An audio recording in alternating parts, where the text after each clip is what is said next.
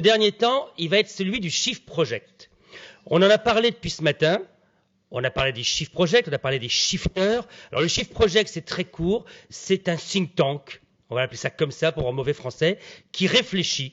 Qui réfléchit à quoi? Qui réfléchit à l'avenir de notre société, à l'avenir des secteurs industriels au regard des problématiques environnementales et de l'éco-responsabilité.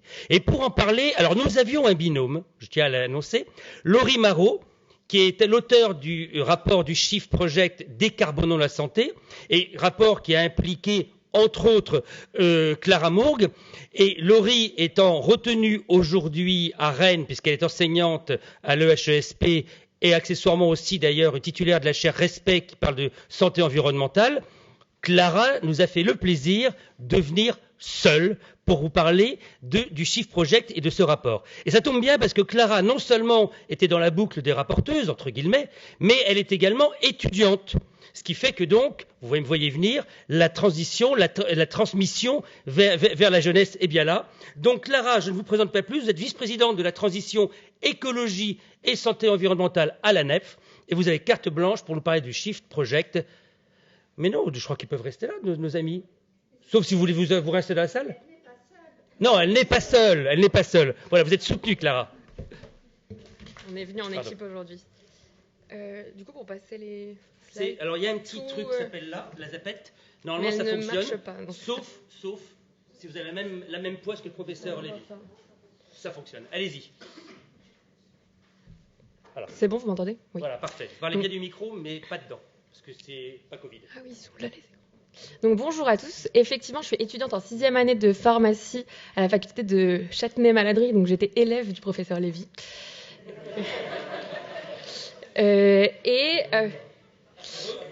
Ravie.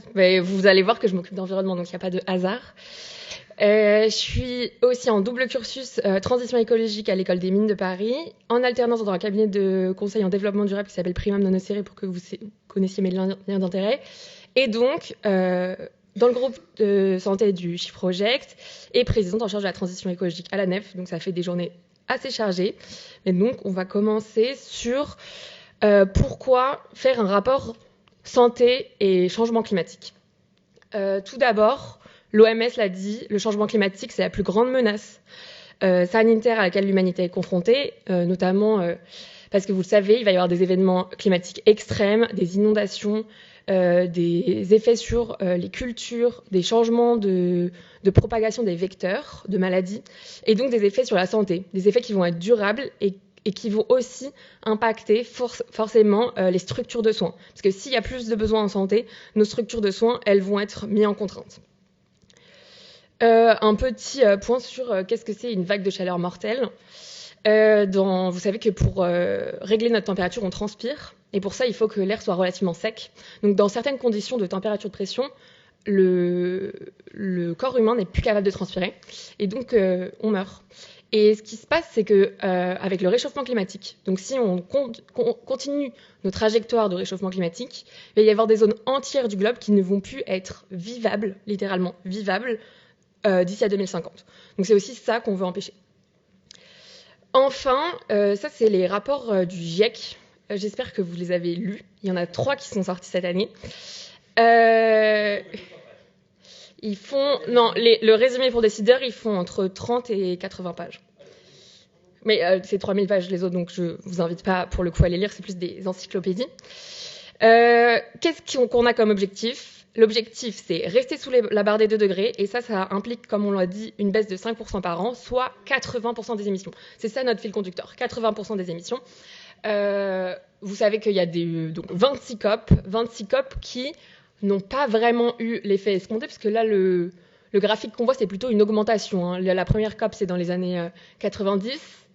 Là, on n'est pas vraiment sur une réduction, c'est pas très efficace, donc il faut aussi que la société civile s'empare de ces enjeux. Et un petit point sur le fait que les énergies ne sont pas...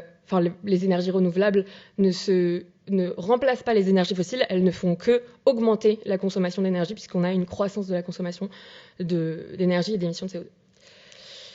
Pour ça, il y a des personnes qui se sont rassemblées et qui se sont dit il faut qu'on fasse un plan pour décarboner.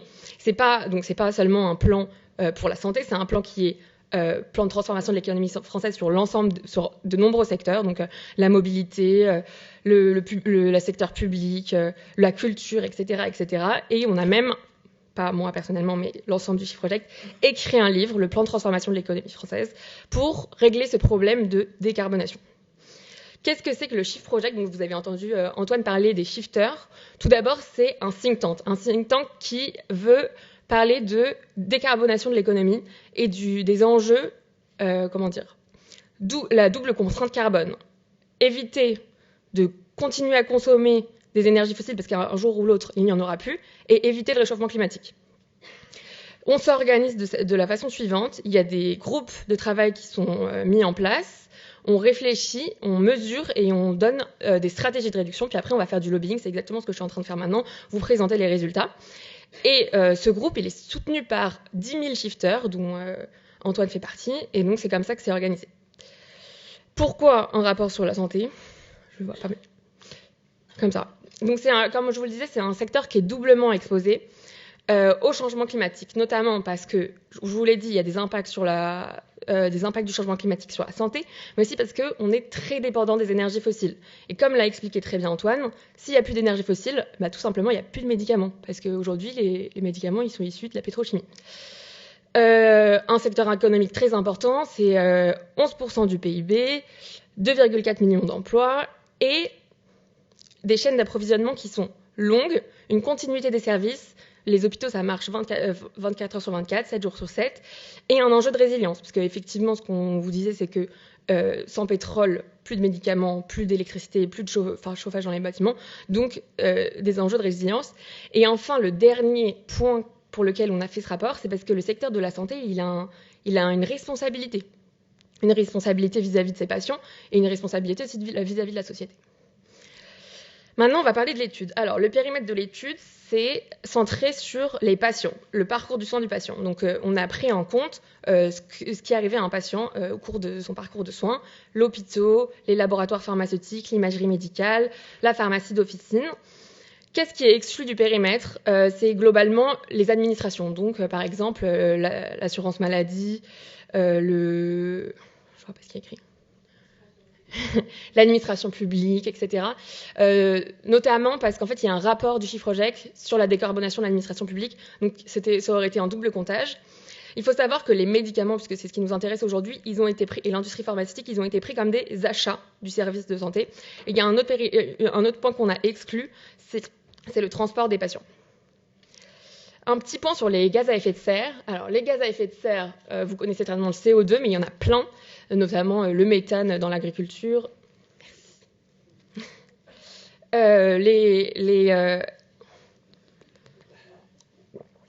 Merci beaucoup.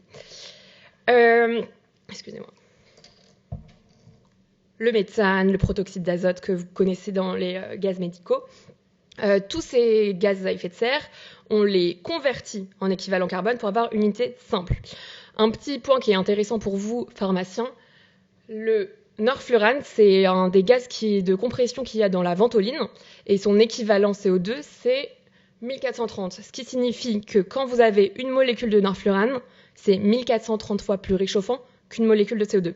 C'est ce qu'on injecte dans l'atmosphère quand un patient prend sa ventoline. Il y a d'autres gaz médicaux, le desflurane, le sévoflurane, etc., qui sont également des gaz à effet de serre.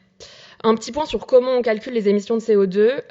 On a 3 scopes quand on fait des calculs d'émissions de CO2. Le scope 1, c'est l'énergie qu'on va brûler directement, l'essence qu'on brûle directement. Donc, par exemple, si vous avez une chaudière à gaz dans votre pharmacie, le gaz que vous mettez dans le conduit, ça c'est le scope 1. L'électricité que vous utilisez, c'est ce qu'on appelle le scope 2. Et tout le reste, c'est le scope 3. Assez intéressant ce scope 3, parce que, tout d'abord, ce qu'on se rend compte, c'est que nous, ce qu'on a fait quand on a fait ce rapport du Shift Project, c'est regarder l'existant en termes de connaissances. Donc on a regardé les bilans carbone qui étaient déjà disponibles dans le secteur de la santé. Ce qu'on se rend compte, c'est qu'il y a très très peu de données. Les hôpitaux, ils ont l'obligation, s'ils sont plus de 250 salariés dans le secteur public, de faire des bilans carbone. C'est 40% des hôpitaux qui font des bilans carbone. Les hôpitaux privés, c'est de l'ordre de 15%, alors qu'ils sont aussi obligés de faire des bilans carbone. Et ce qu'on voit aussi, c'est que le scope 3, 80% des émissions, n'est jamais pratiquement moins de 20% des bilans carbone prennent en compte le scope 3. Donc très important de réfléchir sur la chaîne globale. Et enfin, toutes les petites structures, les pharmacies, les cabinets de ville, pas d'obligation de faire des bilans carbone, donc aucune donnée.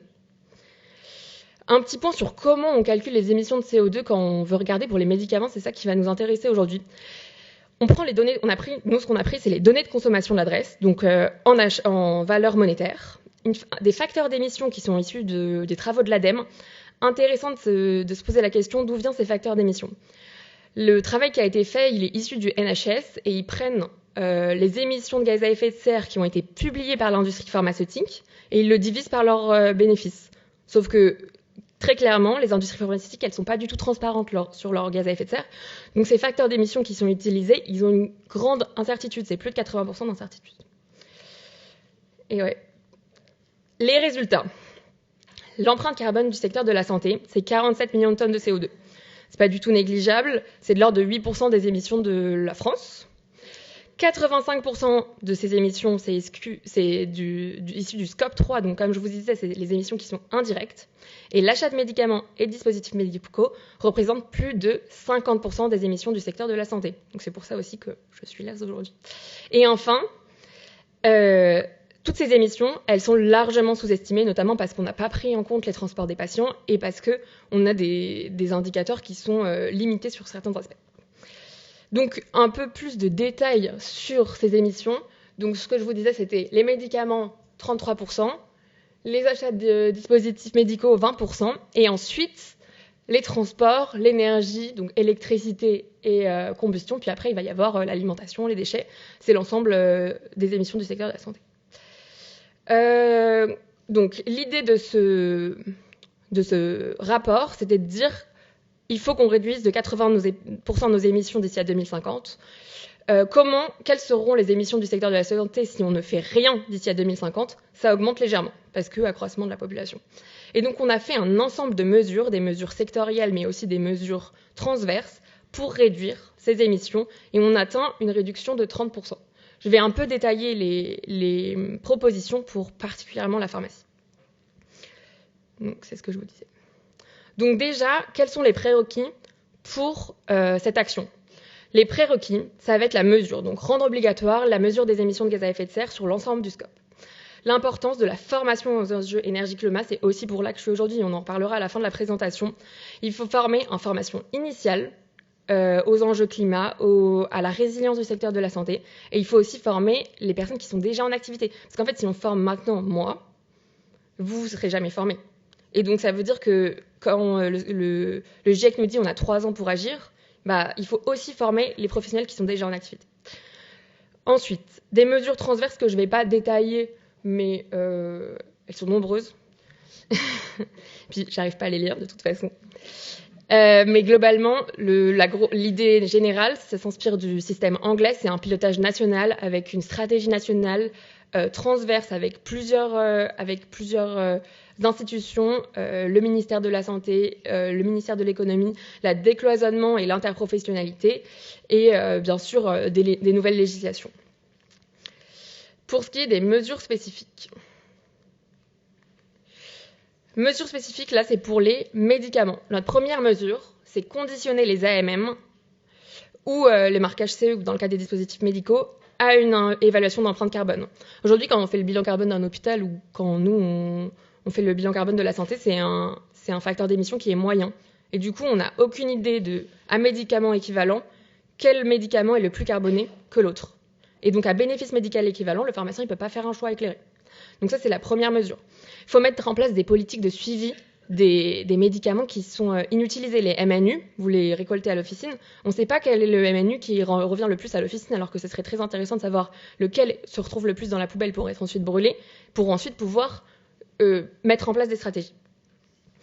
Mettre en place une politique d'achat responsable, je pense que c'est inclus dans le label pharmacalité, mais aussi à l'intérieur des hôpitaux et donc sur les produits de santé, mais sur l'ensemble des produits qu'on achète. Diminuer le recours aux médicaments et diminuer le gaspillage. Et enfin, la relocalisation, c'est un sujet qui est traité aujourd'hui depuis la crise Covid, des produits pharmaceutiques.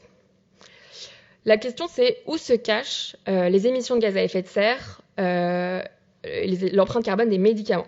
Et ben, il est tout au long de la chaîne. Au niveau de la recherche et développement, on parlait tout à l'heure de chimie verte. Au niveau de la production, au niveau de la distribution, on a une étude qui montre qu'un kit IVT peut faire jusqu'à 4 fois le tour de la Terre avant d'arriver à l'hôpital. Vous avez souvent des cartons avec une seule boîte. Ça arrive, ça. Bon, bah voilà. Donc la distribution. Ensuite, on a l'utilisation. C'est le cas pour la ventoline, par exemple, où quand on va prendre sa ventoline, il y a des gaz à effet de serre qui s'émettent. Et puis après, il y a toute la communication et la destruction.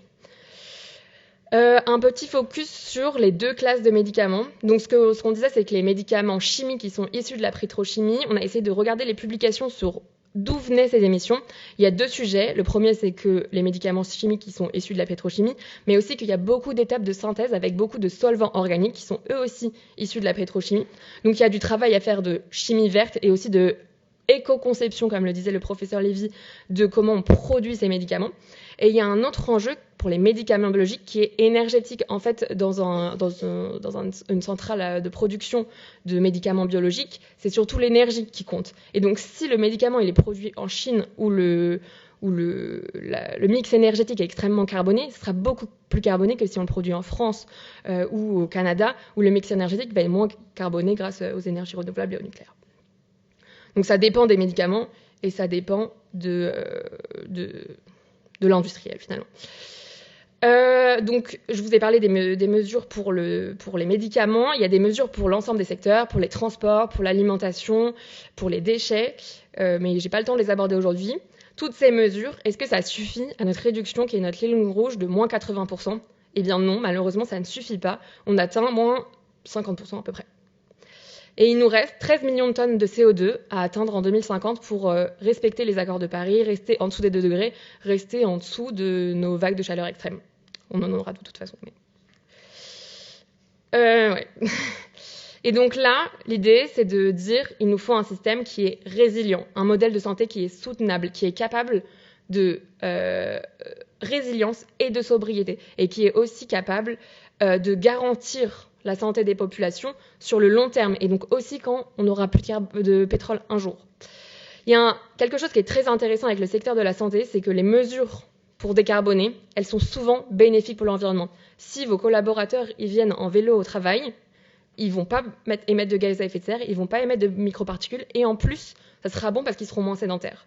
Si vos collaborateurs ou vous-même, vous mangez moins de viande, c'est meilleur parce que, notamment la viande rouge, on sait aujourd'hui que c'est cancérigène, et en plus, vous émettrez moins de gaz à effet de serre. Donc, il y a énormément de co-bénéfices santé-environnement qu'on voit aujourd'hui. Donc, l'idée, là, c'est de basculer vers un système préventif, et donc de... Excusez-moi. De promouvoir les nouveaux modèles, les nouveaux modèles comme celui d'Entraîne Priou, par exemple. Des modèles... par exemple, au hasard, comme ça. Donc des modèles, on sait, il y a déjà des professionnels de santé qui se sont impliqués et qui ont réfléchi à ces nouveaux modèles. Donc il faut aller regarder ce qu'il y a et s'en inspirer. Et puis il faut promouvoir ces politiques transsectorielles. Ce que je vous disais, c'était les bénéfices, enfin les politiques qui sont favorables à la fois à l'environnement et à la fois à la santé. Et donc là, on se retrouve dans une transformation des pratiques, un changement total de paradigme, où les professionnels de santé, ils sont formés, et on a une transformation des pratiques, où on va avoir la juste prescription, le juste recours aux soins, une intégration des critères environnementaux dans les AMM, etc., etc. Mais il faut aussi que ce soit soutenu par les modèles de financement. Et ça, on en parlera tout de suite après. Parce qu'il faut que ces nouveaux modèles de prévention ils soient favorables à l'environnement. Et donc, par exemple, quand Antoine Priou, son comptable, il lui dit « la prévention, c'est vraiment pour les cons » parce que... je cite le comptable d'Antoine Priou. Parce que quand tu vends plus de médicaments, tu gagnes plus d'argent. Ben, c'est pas fonctionnel comme modèle pour préserver l'environnement. Conclusion. Sur le rapport de la santé, parce que j'ai encore quelques slides sur la NEP. Un diagnostic carbone complet du système de santé français. Aujourd'hui, c'est 8% des émissions de gaz à effet de serre. On a produit une feuille de route de décarbonation avec 30 fiches mesures. Donc là, je vous en ai présenté quelques-unes sur la partie médicaments, mais il y en a plein d'autres sur les autres secteurs. des mesures de décarbonation qui vont être insuffisantes pour respecter les accords de Paris et pour atteindre moins 80% des émissions, et donc la nécessité de basculer vers un système de prévention. Il faut s'appuyer sur les co-bénéfices santé et environnement. Et enfin, la suite pour le Shift Project, c'est de faire un partenariat avec l'industrie pharmaceutique pour avoir plus de détails sur ces émissions de gaz à effet de serre liées aux médicaments, parce que finalement, ça reste très flou. Et maintenant, pourquoi est-ce que c'est une étudiante en pharmacie de l'ANEF qui vous fait cette présentation ? Donc, comme je vous disais, je suis en charge de la transition écologique et je vous fais juste un rapide point sur qu'est-ce que c'est l'ANEF. L'ANEF, c'est l'association représentative de l'ensemble des étudiants en pharmacie, donc 33 000 étudiants. Et on est plutôt vieux puisqu'on a été créé en 1967. On représente les 24 facultés de pharmacie et on est administré par les corpos. Pas de détails particuliers sur ce schéma, à part qu'il y a une toute nouvelle commission à l'ANEF qui s'est créée cette année qui s'appelle la commission transition écologique et santé environnementale. Donc c'est un nouveau poste à l'ANEF. Pour autant, ça fait plusieurs années qu'on s'intéresse à la transition écologique. Et notamment, on a créé un label pour nos événements pour qu'il n'y ait plus de bouteilles d'eau. Dommage pour les présentateurs qui sont assoiffés, mais bon, c'est comme ça. On a une présentation santé environnementale avec plus de 30 mesures. On a tout le temps des publications vis-à-vis des étudiants d'éco-responsabilité. On a des partenariats avec des associations environnementales. Mais surtout, on a travaillé sur la Convention nationale pharmaceutique et on a produit une contribution. Donc pour rappel, Olivier Véran avait mis dans sa lettre de cadrage l'inclusion des enjeux de transition écologique dans la Convention nationale pharmaceutique, et c'est pour ça que nous, on s'est dit, il faut faire quelque chose, il faut que les étudiants produisent une contribution. Donc le constat, c'est qu'il y a 11 millions de tonnes de CO2 qui sont liées aux émissions de la santé dans les pharmacies d'officine. Les cours d'eau de l'ensemble des continents sont contaminés aux médicaments, professeur Lévy en a parlé, et les pharmaciens n'ont pas de mission de prévention en santé environnementale aujourd'hui, alors que ce sont des acteurs de la santé publique. Donc on a produit une contribution avec 3 axes. Tout d'abord, faire du pharmacien d'officine un acteur de la sobriété pharmaceutique. L'idée, c'est qu'on avait un peu peur que la convention, on se retrouve avec des mesures uniquement RSE, du type arrêtez de donner des sacs plastiques à vos patients, changez vos ampoules, triez vos déchets. Donc on s'est dit, il faut absolument que notre contribution, elle mette le métier du pharmacien, la dispensation des médicaments, le cœur de métier au pharmacien, au cœur de la transition écologique. Le deuxième axe, c'est le pharmacien acteur de la prévention et de la promotion de santé. Et enfin, limiter l'impact de l'activité officinale sur l'environnement. Donc, tout d'abord, qu'est-ce que j'ai écrit ? L'idée qu'on a, c'est que l'assurance maladie, elle doit accompagner ce pharmacien dans cette transformation du système de santé, dans cette démarche de sobriété. Et c'est vrai que pour cela, il faut promouvoir la juste prescription, promouvoir l'utilisation plus juste des médicaments, valoriser les actes de prévention en officine et valoriser aussi les co-bénéfices santé-environnement dont je vous parlais tout à l'heure, notamment la réduction de délivrance de produits santé qui est pas du tout adaptée au modèle économique actuel de la pharmacie. Donc, qu'est-ce que c'était nos propositions ? Tout d'abord, permettre la déprescription en officine en cas de prescription inappropriée, renforcer la dimension écologique de la dispensation adaptée, mettre en place la dispensation à l'unité efficiente et enfin permettre la préparation de préparation administrée. Pour ce qui est le pharmacien d'officine, acteur de la prévention et de la promotion en santé environnementale, on s'est rebasé sur cette idée de pharmacien correspondant. Et ce pharmacien correspondant, il pourrait éventuellement aider les patients en termes de santé environnementale, puisque c'est un acteur, vous le savez, de proximité à l'officine. Et donc, il devrait pouvoir prendre en compte son exposant de son environnement et puis après le rediriger vers un médecin si c'est nécessaire. Il y a aussi l'idée d'adapter les prescriptions. On vous parlait tout à l'heure de changement climatique et d'impact du changement climatique et des vagues de chaleur sur les patients. Vous vous doutez qu'un patient qui est sous médicaments comme de diurétiques quand il y a une canicule, et peut-être que sa prescription elle doit être adaptée et peut-être aussi que c'est le rôle du pharmacien de l'adapter. Et enfin, limiter de l'impact de l'activité officinale sur l'officine. Donc là, ça va être travailler sur les déchets, lutter contre l'écotoxicité des médicaments et engager les officines dans une démarche de RSE et avec une démarche institutionnelle définie qui irait plus loin que juste changer les ampoules de l'officine. Un petit focus sur où en sont les étudiants aujourd'hui. 97% des étudiants considèrent que le changement climatique, c'est un enjeu majeur du 21e siècle. 86% d'entre eux, ils souhaitent recevoir un enseignement en santé environnementale et seuls 35% ont accès à des enseignements de santé environnement. Donc nous, à Châtenay, on a eu la chance d'avoir le professeur Lévy, mais ce n'est pas du tout le cas dans toutes les facultés. Et dans cette étude, on avait aussi demandé est-ce qu'à la pharmacie, les patients vous demandent s'il y a des questions de santé environnementale qui arrivent. Et effectivement, il y a plus de 50% des étudiants qui disent avoir des questions de santé environnementale. Et donc, s'ils ne sont pas formés, c'est pas adapté, quoi. Donc voilà, une formation, et c'est le dernier point de cette présentation, une formation qui est urgente et nécessaire sur l'ensemble des enjeux, donc la transition écologique, la décarbonation du secteur de la santé environnementale, l'éco-conception des soins, la sobriété numérique, parce qu'on parle beaucoup de numérisation, vous allez être confronté à beaucoup plus de numérisation, et là, il faut être très vigilant sur les impacts négatifs sur l'environnement du numérique. L'écologie industrielle, il faut que ces formations elles soient aussi adaptées au secteur, aux hospitaliers, aux industriels, aux pharmaciens d'officine. Et le point, c'est un peu le même que ce que disait Antoine, c'est que le pharmacien, il est à toutes les étapes de développement du médicament, il est au niveau de sa conception, il est au moment du développement, il est aussi quand on va le délivrer. Et donc, il est à toutes les étapes, et donc ça va être un acteur clé de cette transition. Voilà pour moi. Merci beaucoup, Clara. Oui, je pense que vous pouvez l'applaudir. Tout comme vous pouvez applaudir l'ensemble des intervenants de cette matinée.